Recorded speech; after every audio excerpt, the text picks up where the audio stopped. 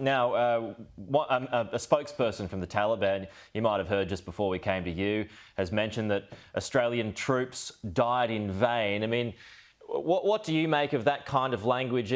Does it show that at all that the Taliban 2.0 has changed at all, or is this how we can expect things? Well, I mean, I think it's exactly what you would expect the Taliban to say. They've been fighting a bitter and bloody war using everything from terrorism to semi-conventional infantry attacks to, in their terms, liberate their country from an international coalition that numbered well over 100,000 troops at its height. So it's inevitable that the Taliban spokesman would say that these efforts have been in vain, not least because they are now back in power.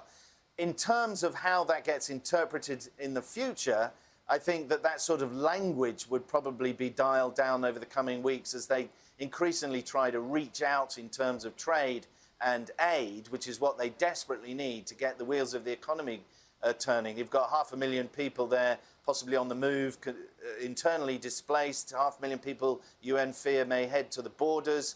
You've got many millions of children suffering from all sorts of levels of malnutrition and an economy on its knees. So they are, in general, trying to moderate their public language. And, of course, all eyes are on their actual behaviour, as the Prime Minister has said.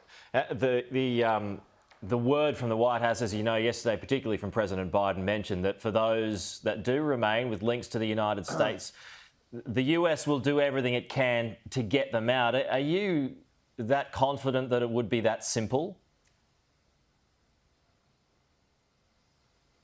It won't be simple. It's likely to be these issues are likely to be a matter of diplomatic horse trading here in Doha. The diplomats who've got good connections with the Taliban in terms of they know them very well, they know who to talk to, worked very hard indeed to get people out during the massive evacuation, and they're continuing to impress upon the Taliban that they need to cooperate. And indeed, Qataris are currently inspecting the airport, trying to work out how the airport can be got up and running. And, of course, there's the opportunity for land crossings. The counter to that from the Taliban is that they will inevitably and are worried about a brain drain, if nothing else. It's a bad look for a new government to see the brightest and best educated of your people fleeing the country, not least because you need their help to run the country. So that's going to be a conundrum. I think that there'll be a bit of horse trading over that, but they have committed, once again, they have publicly committed to allowing anybody with the right paperwork in their terms to leave the country. So it's going to be a very interesting and potentially nerve-wracking process over the next few years, days and weeks, rather, for those who are left behind.